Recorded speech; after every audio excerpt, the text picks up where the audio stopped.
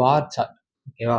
பார் சார்ட்டும் காலம் சார்ட்டும் உங்களுக்கு ஒரு மாதிரி சேமா இருக்கிற மாதிரி இருக்கும். ஓகேவா?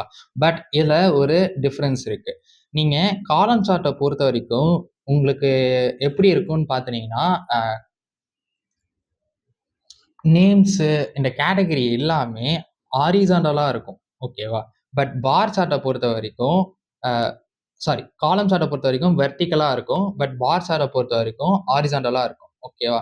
ஸோ ஹாரிசான்டலா இருக்கதுனால நம்மளால 10 பிளஸ் அ ஐட்டம்ஸ ஆர் கேட்டகரிஸ நம்மளால விஷுவலைசேஷன்ல எடுத்துட்டு வர முடியும். பட் காலம் சார்ட்ஸ பொறுத்த வரைக்கும் ஒரு 2 to 8 கேட்டகரிஸ் மட்டும் தான் எடுத்துட்டு வர முடியும். ஸோ இதான் மேஜர் டிஃபரன்ஸ்.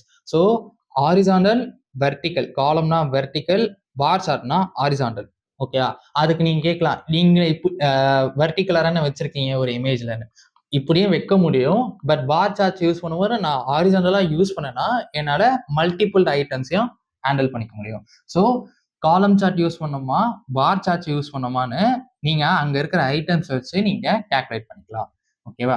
இப்போ இதுல நம்ம என்ன பண்ண போறோம்னா, ஃபர்ஸ்ட் பார் சார்ட்ஸ் ஏன் யூஸ் பண்ணோம்? ஓகேவா?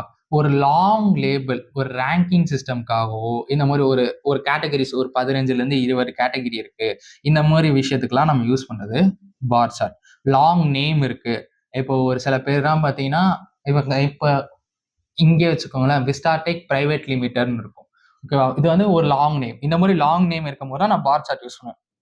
அதே விஸ்டாடெக் மட்டும் இருந்துச்சுன்னா நான் வந்து காலம் சார்ட் யூஸ் பண்ணுவேன். ஸோ இதான் டிஃபரன்ஸ். லாங் நேம் இருந்தால் நான் பார் சார்ட் தான் போவேன். ஓகேங்களா? ஒரு ரேங்கிங் சிஸ்டம். ரேங்கிங் சிஸ்டம்னா எப்படி சொல்றது?